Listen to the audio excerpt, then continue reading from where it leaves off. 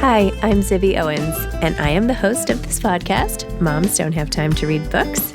I am also a newly minted USA Today best-selling author of the novel Blank. I've created a whole community of book lovers around this podcast, a publishing company, reading retreats, a bookstore, and more. Learn more at zibbymedia.com or follow me on social at Zibby Owens or join the community at Zibby Readers. Emily Farris is the author of I'll Just Be 5 More Minutes and Other Tales from My ADHD Brain. Emily has worked as a writer, editor, graphic designer, copywriter, cocktail server, podcast host, unlicensed hairstylist, we won't tell, and much more. Currently on staff at Epicurious, Emily has written for The Cut, Architectural Digest, Elle Decor, BuzzFeed, Lifehacker, What's Up Moms, Food 52, The Daily Beast, The Bust, DIY Guide to Life, Women on Food, and many other publications. She lives in Kansas City, Missouri. Oh, I'm going to Kansas City. Maybe I'll meet her. And on the internet at thatemilyfarris.com and at thatemilyfarris. Welcome, Emily. Thank you so much for coming on Moms Don't Have Time to Read Books to discuss I'll Just Be 5 More Minutes and Other Tales from My ADHD Brain. Thank you so much. Thank you for having me. I am so excited to be here. Emily, I could not put this book down. I read it like cover to cover, laughing out loud, dog-earing all the pages. I feel like we've had so many similar things in life. I also think you are one of the funniest women I've read. And I God. Love your voice. Love, love, love everything about it. I'm going to cry. That's like such an amazing thing to hear, especially from you. So thank you so much. Oh my gosh, of course. I also am now fairly convinced I also have ADHD, but that's okay. It's okay.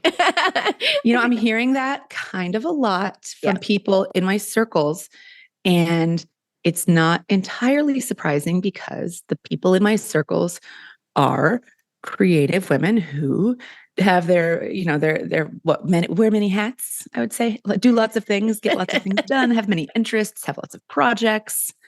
And, those two things kind of tend to go together. Yeah. And to your point in the book, it's not something that was widely diagnosed when we were growing up for women in particular, for girls. No, not at all. ADHD was thought to be this, young white boy problem. Yeah. Kids who just couldn't sit still, who had bounce around in class and all of that. Okay, Emily, first let's just start with when you decided to write this book, what it was like getting a diagnosis of ADHD. And I just want to hear how you wrote the book because it's so funny. And I love how you did it in short snippets. And it's so perfectly crafted. And there's so many, the fact that you end it with your resume, the whole thing is so clever, just so clever. Talk about how you got going and all of that. Well, thank you. You mentioned my diagnosis, and that's a longer story that's detailed in the book. But I'll get into how I got the idea to write. Yeah. The book. Okay. So it's a real moms don't have time to read books situation because it was April of 2021, and it was my very first walk that I took by myself without a dog or a child or a husband. It was the first time I was alone out in nature in a year, 11 months, 13 months. I'm bad at math. 13 months. And earlier in the day, I had been tinkering with something in the house and telling my then husband, I'll just be 5 more minutes. And it kept being 5 more minutes and 5 more minutes and 5 more minutes. And I had long joked for years, maybe decades, that if I ever wrote a memoir, it would be called 5 Minutes Late and Covered in Dog Hair. And when I was out on this walk, I thought, oh my God, wait, I'll just be 5 more minutes. That's a great title. And obviously it should be essays because I can't write a long chronological detailing of my life. And actually, I probably maybe could, but I timed out of reading comprehension on the GRE. I saw that 10 years earlier. And I thought, if I'm ever going to write a book, I need the accountability of an MFA program. Undiagnosed ADHD. Didn't know it at the time. And so I thought, well, I can only do essays. They got to be short, got to do essays. And that's how I prefer to write anyway. And I cut my walk short and rushed home and rattled off this email to my agent. And he got right back to me. He was like, I love this idea. The timing is right. This is so you. This is perfect. Let's do it. And, the dopamine was flowing and I knocked out a proposal pretty quickly and he shopped it around and I got to work on it by October of 2021. Wow. And wrote it in a year. It's awesome. It's so awesome. One thing that you referenced, and I'm just going to jump all over because That's the nature of the story. It's the nature of the story. Drinking a Love Story is one of my favorite books by Caroline Knapp. Love, love, love. And I wrote about this in my own memoir, which I feel like you have to read because you'll see like we have 1,000 things in common. Not because I'm trying to sell another copy. No, it is actually on my list. I promise you, it is on my. I promise. Because you're going to be like, me, that's me, because that's how I was with you, which has not happened to me with like any other book. I don't think I've read that anyway. Wow. How you turned to alcohol, like wine coolers when you were young, and then got to a point where when you were older, you're like, let me see if I can stop drinking for 6 months and all of that. Talk to me about the role of alcohol and how it relates and even the dopamine and all of it, just where that fits in and what your relationship is now. Yeah, I'll try to remember them all. I started drinking really young. Some of that I think is where I grew up and how I grew up in the Midwest, in a suburb. Suburb is a nice term, of Kansas City. And I started drinking young as a social lubricant. I felt awkward. I couldn't talk to people. I would say the wrong things. I wanted the courage to talk to boys. I wanted to fit in. And so I started drinking. And I realized that or at least in my own head, I thought I fit in better when I was drinking. And so I would drink more and it was fun and I felt less inhibited, as one does, whether they have ADHD or not. But it helped me as someone who I started drinking when I was 14. Do not recommend, do not try this at home, children.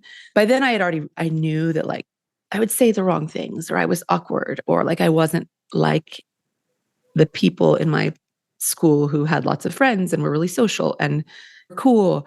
And drinking at least made me feel like I could be those things sometimes.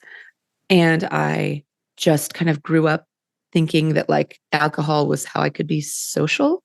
That's how I could be around boys. And it just made me feel, I hate to say the word normal because clearly being drunk is not normal, but it made me feel like I could talk to people like everyone else could talk to people. Mm-hmm. And that continued for far too long. And it got to the point where I was like, didn't know how to go on a date without getting drunk. And then it got to a point where I was just like, I would wake up and it was cringy and I felt gross about it and just about my drinking in general. And I was still in my 20s. Like I think a lot of people reach this point in their 20s and hopefully most of them can say, oh shit, I need to stop drinking so much.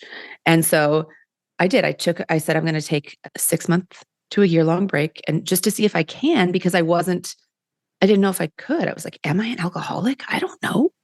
And so I quit and I could.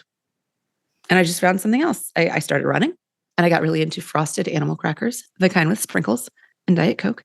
And maybe I just replaced one thing for another, but I kind of had been doing that throughout my life. And it wasn't that I like needed a thing. I was just like, okay, well, I'll just get interested in this other thing now. And the fact that I quit and I could quit and I didn't crave it and I felt great and life was great. I was like, oh, okay. I guess I'm not an alcoholic, but I definitely had a drinking problem. I was drinking too much. And so I slowly reintroduced alcohol into my life in a much more grown-up way. And I have a much better relationship with alcohol now. I will say that there are still times where I drink too much out of social anxiety. And I rein myself in. I'm like, oh, better take a break, cut back, cool it. And I do. And I'm too old for that now. I'm 41. I have 2 kids. I'm tired. I don't have time to get drunk anymore. But, I enjoy a cocktail, wine out with my friends. You can host the Moms Don't Have Time to Get Drunk podcast. How about that? Oh my God. Yes. Wouldn't please. that be funny? That would be so fun. Oh my gosh. Let's do it. Let's co-host it. We'll have one low alcohol drink. Oh my gosh. Okay. So from that, your experience on 9/11, which you wrote about beautifully and sadly and funny and heartfelt and all the things, I could not believe well, why don't you tell the story? How you quit this job the night before and narrowly missed being there. You should have been there. And yeah, I was working as a stockbroker's assistant, which is, of all the jobs I've had, that's the one that's like, this thing is not like the others. But somebody at my college at the time had said, I know this person who needs an assistant. And I was working for her for the summer and it was supposed to be a summer thing. It went into the fall. Didn't love the job, loved the regular paycheck, even though it was small. And one night I was having gin and tonics with my cousin and his girlfriend in Astoria. And I just started telling them how much I didn't like my job, that I just hated it. And once I get it in my head that like I feel a certain way about something. I can't get it out. And I was like, I think I have to quit. And it's like, I can't wait 2 weeks. This job, it'll be miserable. And I've never done anything like this before, but I snuck into the office at like 11:30 at night. I had a key, so I wasn't really sneaking. Left a note that said, I can't work here anymore. I'm sorry. And this was before Berger left the note for Carrie in the city. Just FYI, Okay. I did it first. Okay. It was me. I was first. And I took my things and I went home and I went to bed. And I woke up. I was living on West 4th Street at the time at 6th Avenue. And I woke up to my roommate banging on my bedroom door to tell me that a plane had run into the World Trade Center. And the office where I was working was on Rector Street, which was, it's not super close, but I would often get off at the World Trade Center, stop and walk to work. And I don't think I would have been like right there or in any immediate danger. But I also know that I'm the kind of person who jumps into action in a crisis. Who knows what I would have done? Would I have gone back to help people? Probably. I would like to think that I would, because that's the kind of thing I do. I'm the kind of person who will like run toward a burning building to help someone. So I ended up helping people. I was living next to a church at the time, and I ended up helping people that way. But it still kind of blows my mind the way that just the timeline of all of that and how that happened. Well, I loved hearing about it and how, just the role of fate and all these decisions in the universe and why things happen. And I don't know. Yeah. Can I read this one part? And I can't find my normal glasses, so I look terrible. But please read anything. Can I read this section about texting, which was so funny? And I have the same thing, as I'm sure so many people do, and they forget to text people back, or they see it and they're going to do it later, but then they don't, and then they're embarrassed. This is like my life. Anyway, can I read this one? Yeah, this is the single sentence essay. Okay. Why? Oh my God, I didn't even realize it was one sentence, but that's even funnier. Oh my gosh. Why I never responded to your text. Because when I saw the preview pop up, I could tell you were asking me a question. And Kyle, which is, by the way, my husband's name, was trying to explain to me why we didn't have the money or the time to paint the hallway. But he didn't know I'd already bought the paint, and I just didn't have the mental energy to give anyone an answer to anything. So I decided it would make the most sense to leave your message unread, so I'd remember to go back and reply later, except it got buried by other messages I also didn't read. And even though I've only had this phone for 2 months, I somehow have 33 unread texts, and I just get completely overwhelmed every time I look at my home screen. And now it's been like 5 weeks since you texted, and I've thought about writing you back a million times, but I was trying to come up with something more original than, "So sorry for the late reply," because that's what I always say. And when I finally decided I was just going to pretend I missed your text altogether and come in with the classic but impenetrable, "Oh shit, I missed this," I realized you probably already found the answer elsewhere, and that replying at this point would only result in yet another reply from you, and it just seemed like the responsible thing to do to delete your message so it would stop haunting me. And now you're probably mad at me. So good. So funny. So true. These are the things that like go through my mind all the time. I missed this text. Should I? Now it's gotten too late. Like the constant, dialogue and all of that. I don't know. But this also speaks to one of the larger things, which is like sort of executive function or executive dysfunction, which you write about a lot in the book. Talk about that and how that plays into sort of day-to-day interactions like texting. Oh, I mean, I just constantly feel behind in everything. Paperwork, bills, texts, emails. I mean, I have 12 different email accounts, and I will sometimes just start a new email account because I'm just like, I can't, this one is too much. And I'll end up with like, I'm gonna keep this email, I'm gonna keep this inbox clean. I'm gonna get inbox 0. And then like 2 months later, I have 3,000 unread emails. And part of it is I work in media, so I get pitched a lot at the wrong email address all the time. Wherever people can find me, they write me. But I also, when someone I know and love writes me and I want to write them back, I'll read their email, but I'm on my way to something. And of course I'm late because I'm always late for everything, or I'm behind on a deadline. I'm like, I'm going to write back when I can write back in kind, when I can really give this a thoughtful response. Well, I'm sure we all know how the rest of that goes, because then I get buried in other things and I get other emails and then I never get back to it. And then I feel terrible. And that happens with, my dad has ADHD, and he got diagnosed a few years before I did, though no one told me until after I got diagnosed. Interesting. Yeah. I remember when I was a teenager, I would come home and sometimes the electricity would be shut off or the water would be shut off. And it wasn't that he couldn't pay the bill. It's that this was the 90s and you couldn't set up auto pay was part of it. And so he sometimes just forgot to pay the bill. And I am where I am today because of auto pay. I will say that. If auto pay did not exist, I would still have like the worst credit score, I would just be paying late fees all over the place. And when I say where I am today, I am in a new apartment that I have movers moving my furniture in today. It's beautiful. Thank you. And for the first time, I got married and bought a house before I got diagnosed. So for the first time ever, like I applied for an apartment and I got approved within 5 minutes and everything was easy because before my diagnosis, before meds, before I understand the tools and the systems I needed, even though I set up a lot of systems before I was diagnosed just to survive in the world, my credit was terrible. I never had money in the bank. I was just struggling and I was behind. And, I went off to college with debt. So it's not like I had a great starting point financially, but I am in a much better place now because I understand my brain. I have systems in place to help me manage those things. I also have a full-time job that I love, a job that I've been at for 2.5 years. And I, before my diagnosis, never stayed in a real, like a job for more than 9 months. I still have my executive function issues. My to-do list, it gets a little too long and I, scramble with time management and deadlines sometimes, but just the ability to stay on top of just like the mundane day-to-day tasks associated with being an adult are very hard for people with ADHD because those things don't give us dopamine. They don't make my brain say, yes, let's get into this, unless something terrible happens or I want to, fix my credit to buy a house, or I don't know, I want to go on a vacation and save money. Then I will start a spreadsheet and I will become obsessive and I will track everything. I will, pay extra on my credit cards and track my credit score and track my payments and track my credit utilization percentage and log into Credit Karma every day.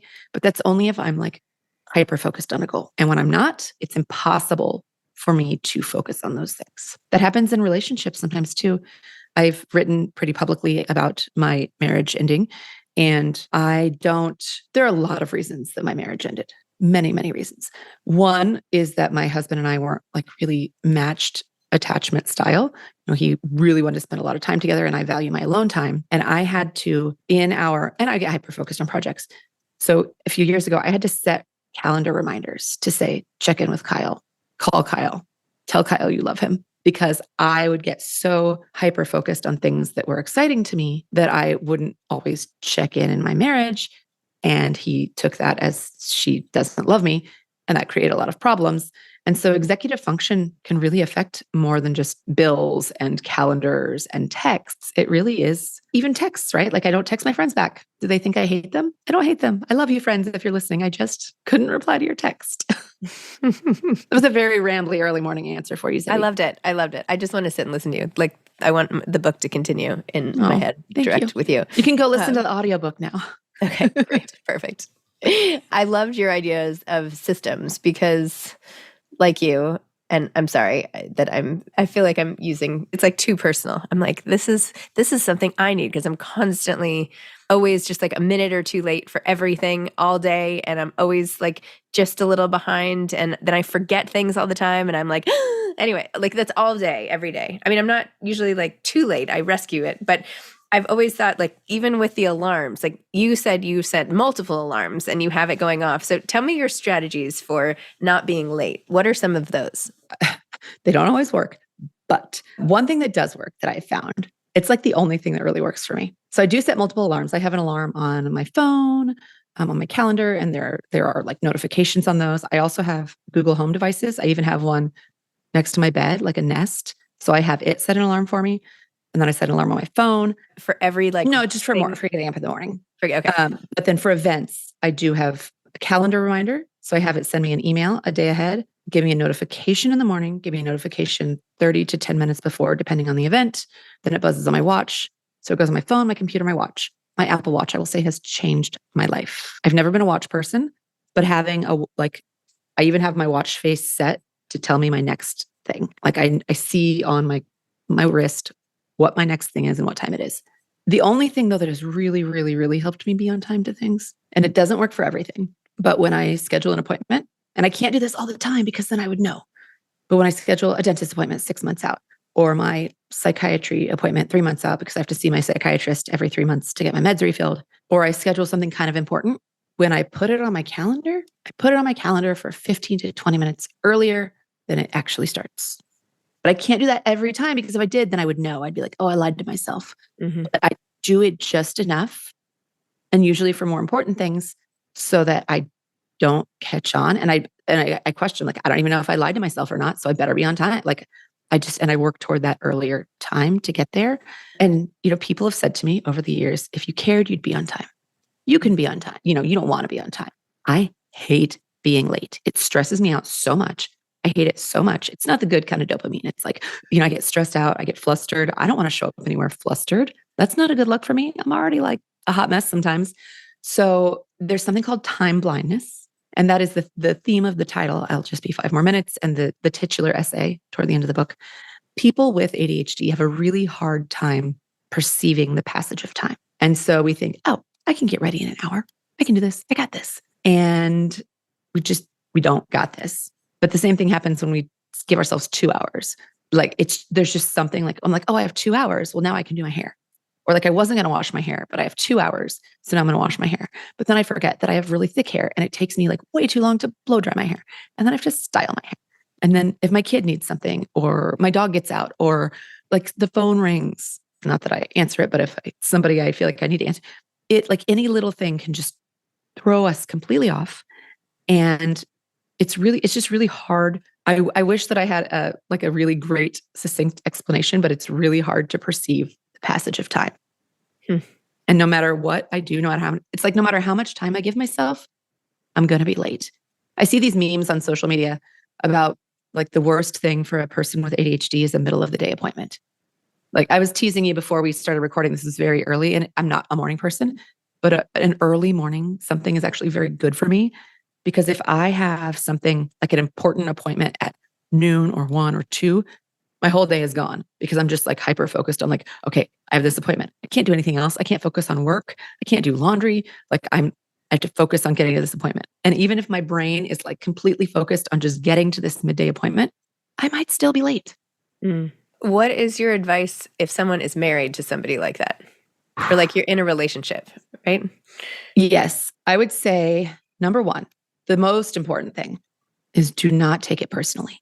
If you are married to someone with ADHD, the fact that they are late for dinner or that they are not checking in with you when they're, hyper focused on something, it's not about you. It's not because they don't love you. It's not because they don't care about you. It's because their brain is telling them focus on this right now. So not taking it personally is really important. Positive reinforcement is, that's a huge one. If your neurodivergent person isn't giving you the attention you want, getting mad at them for it is the absolute worst thing you can do. If my divorce is any indication, but you can praise them when they do give you attention and, give them positive reinforcement. When they do make time for you, don't spend that time complaining about the time they don't make for you. Make that time something that their brain wants to come back to and have a sense of humor about them, about yourself, about life. I think it's true for anyone, right? Like it's so hard to go through life, especially this life in this world with kids and jobs and stress. And if you can't have a sense of humor about it, like it just makes everything so much worse. But again, like for really specifically being with someone who has ADHD, don't take it personally and focus on positive reinforcement versus negative. I mean, that's just good marriage advice in general, I have to say. Yeah. Any behaviors you want to increase? It's true. And good parenting advice. And good parenting. Yeah. Yeah. I've heard it for parenting. I just haven't heard it as much for marriage. Yeah. Yeah. Hey, you remembered your water bottle today for school. That's great. But not like, oh, I don't know. Recently, I told my husband that like logistics are my love language. Like if he can manage just one thing in the day, I am like so indebted to him. So if he like orders an Uber or I don't know what it is, something that makes like the logistics of the day, I'm like, oh my gosh. And I mean it. That's so much more valuable to me than like, I don't know, a thoughtful gift of some kind. Yes. Like if you can make the day go smoother, that's it for me. Take something away from my brain that I don't have to do. Take one step away. Do something. Yeah. Yeah. I love that. And don't get mad about it. Just do it. Yeah. Amazing. Tell me more about your current job, your plans going forward, like what we have to look forward to from you, all of that good stuff. So my day job is that I am the senior commerce writer at Bon Appetit and Epicurious. And I love my job. It actually, I think, is the perfect job for someone with ADHD because I write about shopping. So I get to shop online all day, kind of. I mean, I obsessively research products and then I obsessively test products and then I write about them. Amazing. So, and I have a food and drink background, so it's very, it's right up my alley. It's a really great, fun, amazing job, and I'm so lucky to have it.